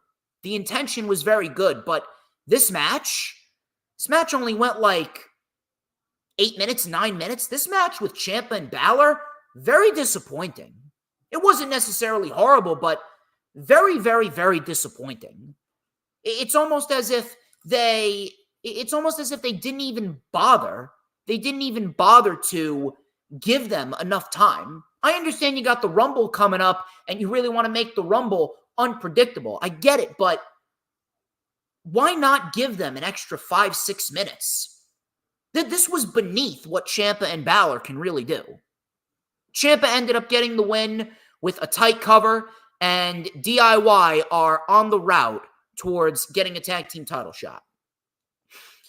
Ludwig Kaiser, he took on Kofi Kingston. Ludwig Kaiser is severely underrated. As an in-ring performer, I think everyone would agree with me when I say that Ludwig Kaiser is severely underrated. I want to see more of him. So this match, ultimately, it was going well, but it ended in a double countout, and I'm thinking to myself, why did this end in a double countout? It really made no sense. Really don't understand why they wasted 8 minutes if they were just going to end in a double countout. But I will say this. The fact that Ludwig Kaiser, he just went ape shit on Kofi Kingston. He bashed him into the steps, bashed him into the apron, and drop kicked his head right in between the steel steps. The match ending was garbage, but the ending and the brawl and the beatdown of Kofi Kingston afterwards, that right there was great. And this is what I want to see out of Imperium. I don't just want Gunther to be the knight in shining armor and Gunther is the badass that just beats everyone. I want better for Ludwig and Giovanni Vinci as well, and everyone else should. Ludwig Kaiser looked like a badass here, and that's exactly what we need. And what he said made sense. Kofi took out Giovanni Vinci. I just took out Kofi Kingston. This is what we need out of Imperium. We need aggression. We need conviction. More of this. More of this, please. Michael Cole. Michael Cole interviewed Nia Jax. Nia Jax came out. She said that she is a different woman. You know it would be shocking, Michael Cole, if I broke your face. But I'm not going to do that because I'm more focused on the Rumble, said Nia. There is not a man or woman who can stop me. All of a sudden, out comes Rhea Ripley. Crowd is hyped for Rhea. Rhea said that Nia likes to talk a big game, but you're talking like you already won the Rumble. Last year, I threw you out. You may have beaten Becky Lynch, but she isn't Rhea Bloody Ripley. So stop walking around like you own the division because you don't. If you win the Rumble, you better keep my name out of your mouth, said Rhea. Nia then called Rhea the most dominant champion in the division's history. I mean, I would say she's one of, but I mean, come on. There's no beating Asuka. No beating Asuka. Shayna Baszler in NXT was also better than Rhea. Hell, Athena right now. Athena is doing better work than Rhea Ripley. So maybe we need to ease up on the most dominant champion in the division's history. So Nia said, you may be the most dominant champion in the division's history, but remember this. I put you on your ass when I came back. And when I win the Rumble, I will choose you, and you'll have no choice but to face me. See you soon. I'm going to say the same thing that I did last week regarding Nia Jax. I don't even know where it's coming from. I'm not sure how, but in a weird way, I don't mind Nia Jax. I do not mind her being back on TV. Now, that does not mean I'm a fan of her. That doesn't mean I'm going to say that, oh yeah, Nia adds a lot to the division, because she doesn't. I'm sure that if Nia was to be fired tomorrow, that no one would bat an eye. However, Nia Jax has not been all that bad since coming back. We've been getting her in small doses. She had a decent fatal five-way match with 4 other women back at Crown Jewel. She had a semi-decent match with Raquel Rodriguez 2 months ago. She had a very good match with Becky Lynch last week. And her promo here, listen, her promo ability, it's still the same old, very, very generic, very lukewarm promo type of ability. But I did not find myself cringing as much as I usually would cringe at Nia Jax. I don't know how, but in some way, some twisted way, Triple H has made Nia Jax semi-tolerable. And that's all we saw of Nia Jax on the show. They haven't been overexposing her. They haven't been plunging her down our throats. I can't really sit here and overly bitch and overly complain about Nia Jax. She was decent at Crown Jewel. She was decent against Raquel. She was very good against Becky. And this promo did not make me want to go into the corner and throw up. So I can't really complain all that much. And afterwards, we didn't see her on the show again. I can see this being a match at the Chamber. And that's what Nia should be used for. Nia Jax should be used as an individual to help put over Rhea Ripley before Rhea Ripley gets to Mania. That's how I see things playing out. Nakamura. Shinsuke Nakamura and Cody Rhodes, they got into a backstage brawl, which resulted in Adam Pearce making the main event a street fight. Katana Chance and Caden Carter, they took on Chelsea Green and Piper Niven in a WWE Women's Tag Team Championship rematch. You already know I am a big advocate for Caden Carter and Katana Chance. I absolutely adore both of those women. And I'm very, very happy that they are getting a very nice showcase. I'm very, very happy that they're getting a nice showcase on WWE TV. Matter of fact, I'm going to throw this out there. This is probably the first time in forever. This is probably the first time in 5 years of there being women's tag team titles that the women's tag team titles actually feel somewhat important. Now, I would still get rid of them. I would still get rid of them in the long run. But as we speak right now, Katana Chance and Kaden Carter, they are making those titles feel semi-important. They're defending the titles against Isla Dawn and Alba Fire next week. It's going to be a fantastic match. I can't wait for that match. I'm loving it. So I would like to see more of them. Matter of fact, I'm going to say that this match was actually better than the first match that they had 3 weeks ago.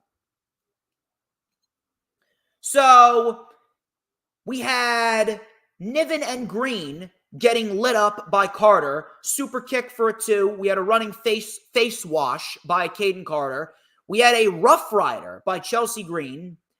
Chelsea Green then was put on Kaden Carter's shoulders up on the top rope, and Katana Chance delivered a Hurricane Rana off of Kaden Carter's shoulders with Chelsea Green on top of her. That was a very nice elevated Frankensteiner. And Green ended up kicking out. So we had a tag to Piper Niven. She delivered a running senton on Carter. Katana Chance saved it. We had a Uranagi by Niven. Green then told Niven to go up. Green told Niven to go up, and then Carter tripped up Chelsea Green, and Piper Niven accidentally splashed her own partner. Then we had a diving code breaker by Katana Chance taking out Niven, and then we had Katana Chance and Kaden Carter delivering the keg stand on Chelsea Green, and Katana Chance and Kaden Carter retain in what was a very good match, better than the first match that they had. So I'm very, very pleased to see that they're finally doing right by Katana Chance and Kaden Carter. JD McDonough versus The Miz. Really a nothing match right here. Wasn't terrible, but really wasn't anything I'm going to go out and rewatch. Like I said regarding R-Truth and the Judgment Day, the R-Truth Judgment Day shit is terrible. The R-Truth Judgment Day shit is fucking cringeworthy. I'm done with it. I'm over it. I do not want anything to do with it. Get rid of it. Get rid of it, please. The Miz ended up getting the win clean. The Miz ended up getting the win clean with a skull-crushing finale. Why is JD McDonough being used as a jobber? Why? Why is JD McDonough being used as a jobber? This shit right here is... It's very, very hard to watch. It's very hard to watch because I know how good JD McDonough is. I know how good JD McDonough is, and it's pathetic that JD McDonough has to be subjected. It has to be subjected to shit booking like this. It's terrible. It's absolutely fucking terrible. Absolutely terrible. We do not need any of that shit, and we need to get R-Truth away from the Judgment Day sooner rather than later. If R-Truth is the reason why the Judgment Day breaks up, I'm going to have a big fucking problem. Seth Rollins, he came out to address the crowd. He talked about the Rumble being very close. He talked about never taking a world title into WrestleMania, but all of that changes. He said that this is the year of Seth freaking Rollins. I was going to be the workhorse champion, but the work is not done. The question is, who am I going to defend my title against at the grandest stage of them all? The crowd then chanted CM Punk. Rollins said, in his dreams, maybe. All of a sudden, we had Jinder Mahal. Jinder Mahal, the modern day Maharaja. He ain't no Maharaja. If you're a fan of the Maharaja, you can suck my Kakaraja. Jinder came out, crowd booed. Why the fuck is Jinder on TV? Why is Jinder Mahal on TV? Swear to God. Jinder Mahal fans are right up there as one of the dumbest fans in the entire wrestling community. I kid you not. Jinder Mahal fans are so fucking cancerous. How is it that a guy like Jinder even has fans? Do people forget how bad his WWE title reign was? So Jinder said that he's a revolutionary more so than Rollins. Jinder, what the fuck are you on? Are you on some type of new drug that I don't know about? Are you high on cocaine? Are you high on weed? The fuck are you talking about? You're more of a revolutionary? You revolutionary destroyed SmackDown. You're a revolutionary, all right? You're a revolution at making championships feel like shit because you made the WWE Championship feel like absolute shit.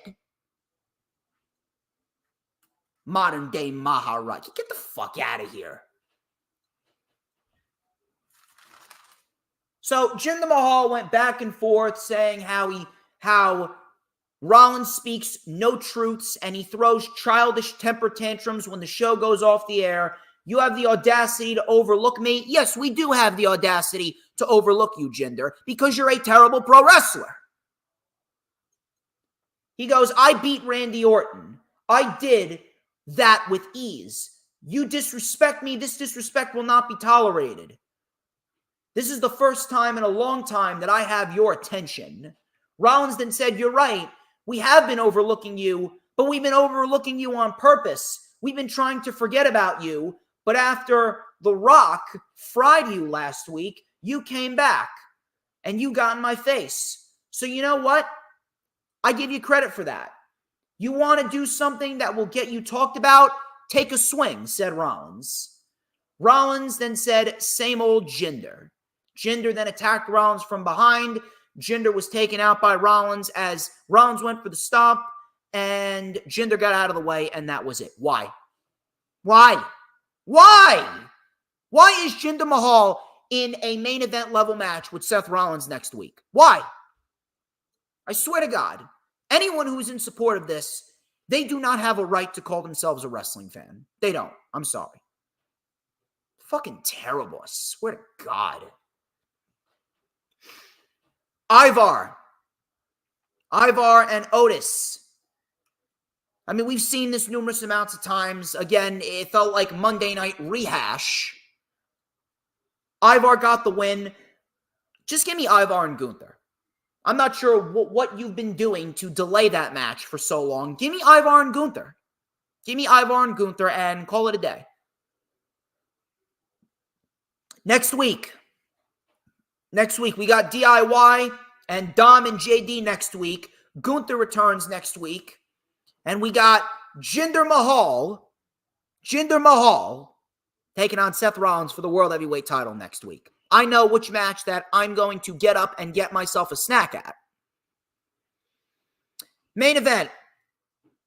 Cody Rhodes and Shinsuke Nakamura. This was a street fight. We had kendo sticks.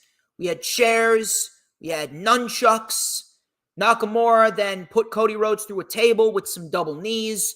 Cody Rhodes sidestepped Nakamura, sending Nakamura crashing through a table. Cody Rhodes ended up winning with the Crossroads. Much better than their last match. But again, it's just a feud to give Cody Rhodes something to do. The match itself was fine, but again, really nothing to jump for joy about. Very lame, very uneventful Monday Night Raw. SmackDown, I would say, was the best show of the week once again. SmackDown actually had a decent sense of direction. Grayson Waller, he took on Cameron Grimes. They were set for a match before the Bloodline came out and attacked Cameron Grimes. Samoan spikes all around. Samoan spike to Grimes. Samoan spike to the security. So Solo was cleaning house. So Paul Heyman then came out. Crowd booed. He called Nick Aldis, a villainous James Bond wannabe, Nick Aldis took the mic and he said, "It's funny how you are saying that this is a conversation between equals, because it's not." He said that you will not be ruining another main event for SmackDown this week. The Fatal 4-Way is a done deal. The Bloodline will be in the main event tonight because it's going to be AJ, LA Knight, and Randy Orton taking on all three members of the Bloodline. Heyman said Roman Reigns is not here in Lincoln, Nebraska. Aldis said, "You're right. He started something he doesn't seem to want to finish. So you have until tonight's main event to find a third man. If not, the Bloodline will be competing in a 2-on-3 handicap match." I'm going to throw this out there. Nick Aldis, as we speak, Nick Aldis is the best general manager that we've seen since William Regal.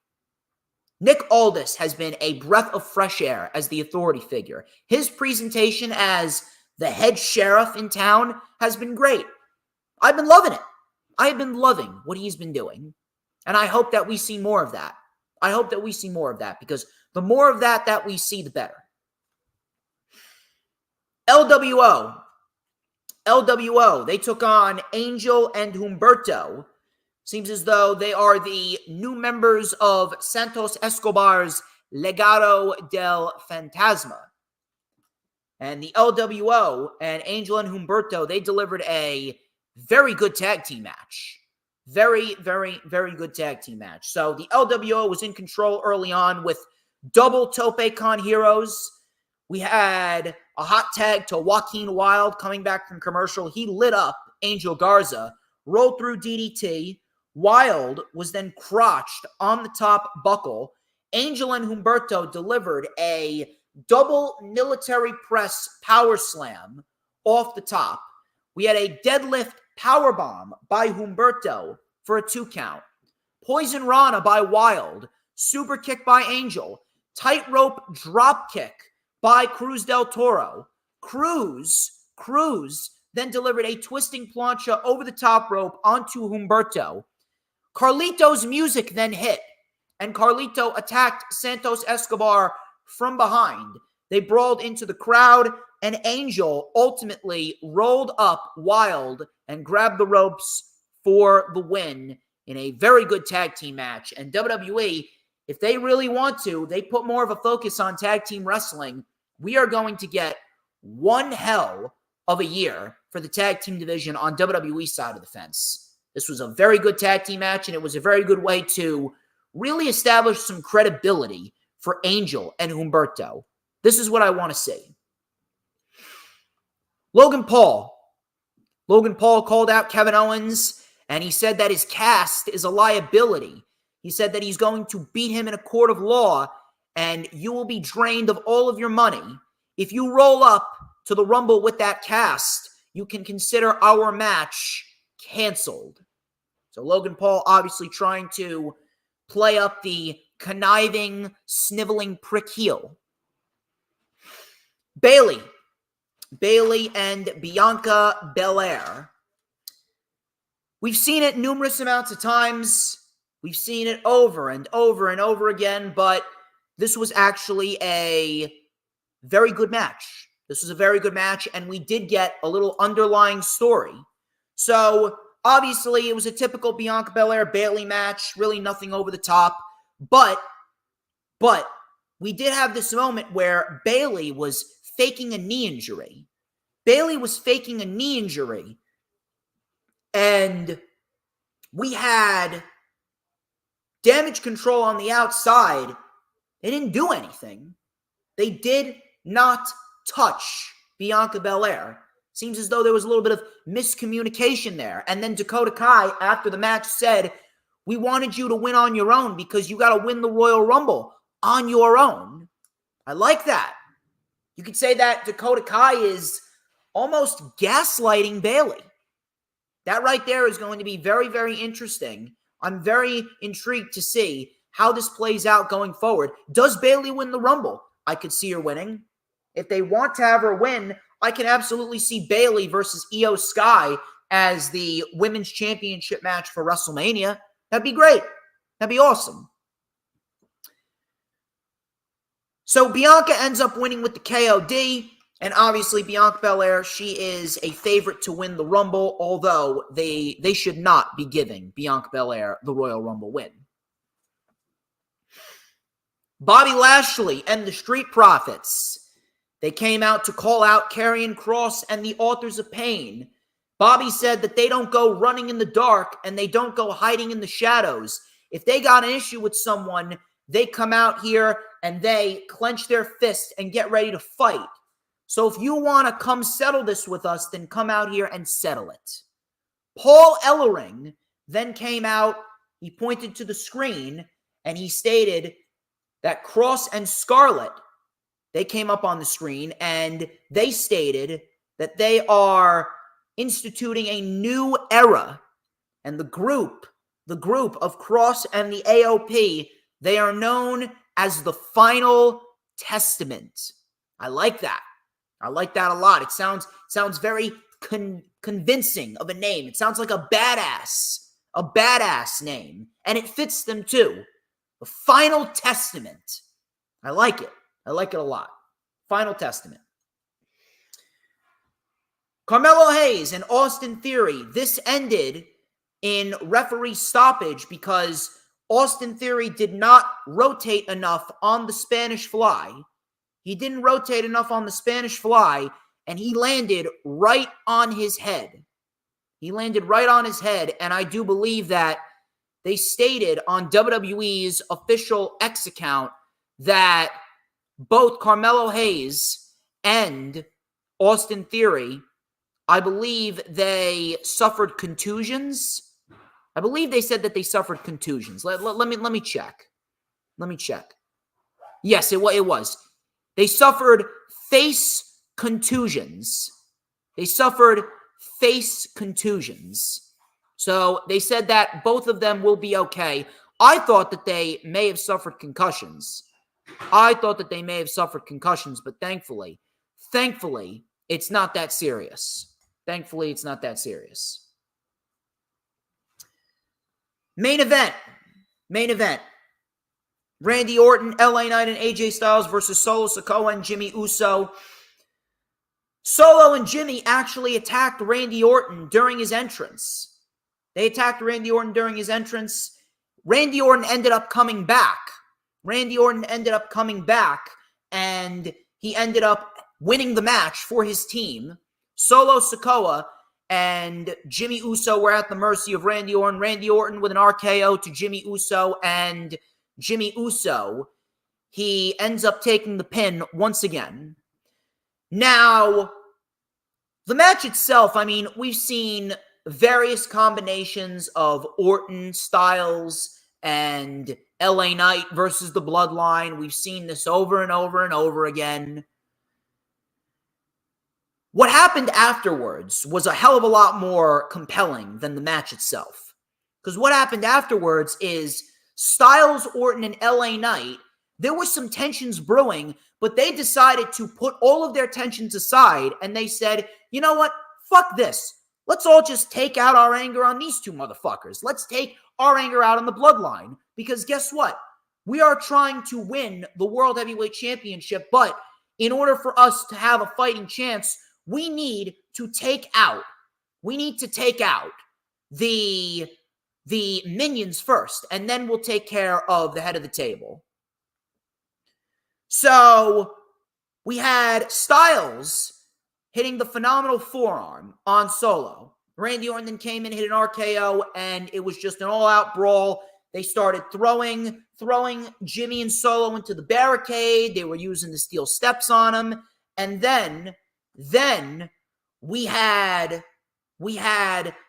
a classic Shield triple powerbomb. A classic Shield triple powerbomb to Solo Sikoa through the announce table. Boy, they're really making you believe that Roman Reigns has a chance of losing, huh? They really are making you believe that Roman Reigns has a chance of losing at the Royal Rumble, huh? Raging Girl Gamer, thank you very much for joining. I always appreciate you, Rage. Always, always, always appreciate Rage. She is a very loyal supporter.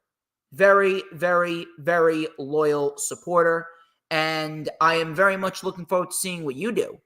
I'm very much looking forward to seeing what you do in 2024 as well. We need to get you back on the channel. We need to get you back on the channel. Okay? I'm telling you, you were great. You were great back at the Survivor Series rundown in 2024. Not 2024, 2022. Excuse me. You do. You got to do it one day. 2024 is going to be a big year for the brand. We got to get you back on the brand.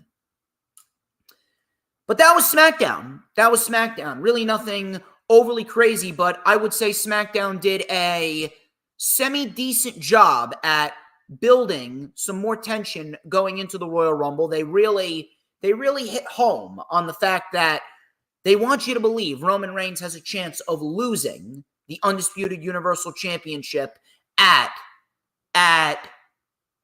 Royal Rumble. Rampage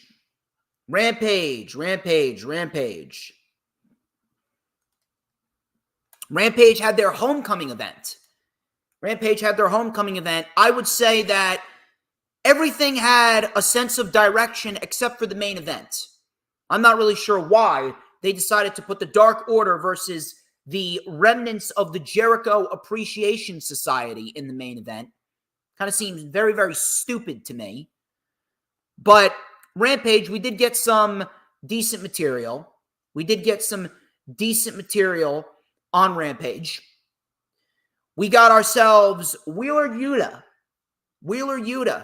and Eddie Kingston. This was for the AEW Continental Crown Championship. And these two got a lot of time. And I mean, they got a lot of time. So, one thing that I loved about this match the most, and this is one thing that I do wish AEW would do a little bit more of, because when they do it, it's very, very good. They told a great story in this match. Where Wheeler Yuta, the young lion looking to make a name for himself, he was out wrestling Eddie Kingston. Wheeler Yuta was out wrestling Eddie Kingston throughout 85% of this match. He was working on Eddie Kingston's shoulder. The story here was Eddie Kingston's shoulder being battered to bits. The shoulder was being battered to bits by Eddie Kingston, by Wheeler Yuta. And Eddie Kingston, he needed to fight from behind. He needed to make a comeback and use his strength to power through that pain. He needed to come in with the heavy strikes because Wheeler Yuta, you weren't going to out-wrestle Wheeler Yuta because Wheeler Yuta's got that Blackpool Combat Club-like training. And the fact that Wheeler Yuta, he looked very good in this match. He got a lot of offense. It showcases to you, whether or not you want to admit it or not, Wheeler Yuta is the future of the business, and the future of the business is in good hands. This was a very good, story-driven match, very physical, very hard-hitting, and both guys looked great. And for the people asking, why did Wheeler Yuta get this match? Wheeler Yuta has developed a 9-match winning streak on Rampage. He's developed a 9-match winning streak on Rampage over the course of the last several months. Therefore, he gets a match. Yuta, he was out wrestling Eddie Kingston early on. We had a tope suicida driving Kingston into the barricade. Yuta then with a diving crossbody for a 2. Yuta kicked Eddie Kingston onto the ramp. So Yuta remained in full control for a while. We had a drop kick connecting. Coming back from commercial, Kingston mounted a comeback. But Yuta slapped Kingston, and then Kingston, he fired up, delivered a big exploder.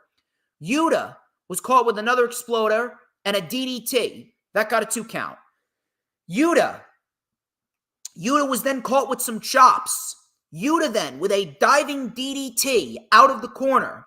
Kingston then grabbed the ropes. Hammer and anvil elbows. We had a cross arm breaker by Yuta. Kingston got to the ropes. Yuta kicked at the injured arm.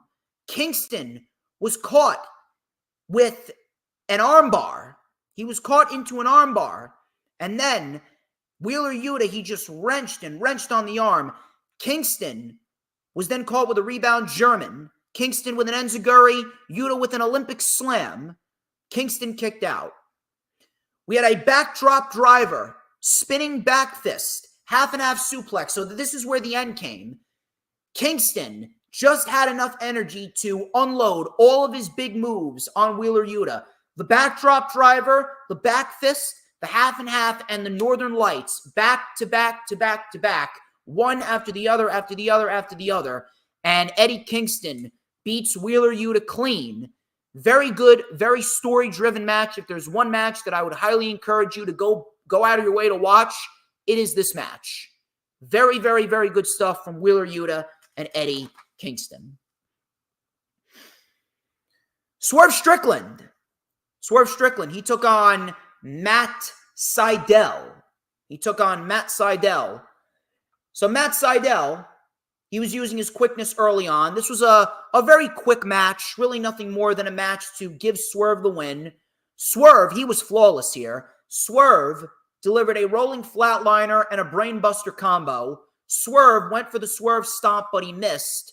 He then reversed a Cazadora by Matt Sydal and delivered the JML driver. And Swerve gets the win. So Swerve continues to win. Very, very pleased to see Swerve winning. And if I am going to be booking this, the end result is Swerve and Page in a steel cage at AEW Revolution 2024. And then Swerve can get the win over Page, and then we move on from that match, and we get Swerve versus Joe at Double or Nothing, with Swerve winning the world title there. Queen Aminata, she took on Hikaru Shida. And it was a very, very, very solid match between these two. Queen Aminata, I didn't really know too much about Queen Aminata, but in recent months, we have had some really solid performances by Queen Aminata. And if she is indeed signed to AEW, I think that AEW has got a very, very, very nice asset in Queen Aminata. She is intense. She's fluid. She was wrestling Shida. Shida makes anyone look good, but if Queen Aminata had a decent performance against Mariah May, she had a better performance here with Shida, I'd say that they got something in Queen Aminata. I think that Ring of Honor would be the best home for her if they really want to build her up. I definitely put her in the inaugural tournament for the Ring of Honor Women's TV Championship. So, Queen Aminata delivered a hip attack and then a running boot. Both women then traded PK shots to the back, coming back from commercial. Series of kicks to the back. Pretty intense, if I do say so myself. We had a dragon screw by Shida. Suplex for a 2 count. Headbutt and a German suplex by Aminata. So she can bring out some intense strikes and some intense moves. I appreciate that. We had a short-armed lariat. Running knee by Aminata for a 2. Jumping knee by Shida. Falcon arrow. Aminata kicked out. Shida hit the katana. And Shida gets the win. 1, 2, 3. Aminata has looked great in recent weeks. This was very solid. And if I am booking this, I would love to see Shida in the ring with Julia Hart, because Julia Hart would benefit greatly from being in the ring with Hikaru Shida. Main event, don't really know why this was on the show. It felt meaningless. We had the Dark Order out there, and they took on 2.0 and Jake Hager. The wrestling itself wasn't bad, but why should we care? Why exactly is this match happening? Neither one of these trios are going anywhere. Why are they competing in the main event of Rampage? You'd be better off doing Swerve and Matt Sydal to open the show and give them more time. And then you were better off doing the Continental Crown in the main event with Eddie Kingston and Wheeler Yuta. No reason whatsoever why we needed this trios match. Dark Order get the win. And that was pretty much that. That's all I got. That is all that I got for you guys. I hope you guys have had a very, very, very fun time. A little bit of a later stream, but we still managed to pull together a really, really, really solid stream with a large amount of viewers. I hope that you had a great time. Thank you very much to Raging Girl Gamer. Thank you very much to James Punaseca. Thank you very much to Dee Dee. Thank you to Hoolagrim. Thank you very much to Earl, Dylan, Sarah Habka. Thank you very much. I hope you guys had a great time. You guys make being DJ Storms worthwhile. And I hope that you guys have a wonderful, wonderful, wonderful weekend. Please make sure, if you haven't already done so, like, comment, and subscribe. Check out all of those links in the description. Check out all of those links in the description. And please make sure that you set your calendars for next Saturday, because I'll be down in Barnegat. I'll be doing an early stream. I'll be down in Barnegat for the first ISPW show of the year. And then I'm going to shout out Wrestling Express. I want to shout out Wrestling Express, created by Mr. Tommy McGrogan. Shout out to Mr. Tommy McGrogan, because Tommy McGrogan, he is going to be organizing the Wrestling Express Royal Rumble meetup. That's going to be at Pub 46 in Clifton, New Jersey, and that will be on Saturday, January 27th. I am very much looking forward to that. I can't wait to be back with the Wrestling Express people. I very much appreciate the Wrestling Express people. The Wrestling Express people have been very, very kind to me. I know that sometimes we haven't always seen eye to eye. I did have a bit of a falling out with Tommy McGrogan, but we have since reconciled, and I'm very, very happy to be back as a member of the Wrestling Express family. I will be very much looking forward to seeing you guys on Saturday, the 27th. Until next time, I'm DJ Storms. This has been the Lightning Flash Update, but before we get out of here and I go home to eat some dinner, people, you got to tell me, you gotta tell me who runs the IWC. Let me take a nice sip of my ice water here. Oh, I'll tell ya who runs the IWC, baby. Who? But DJ motherfucking Storms. Don't you ever forget it. 'Cause we want retribution.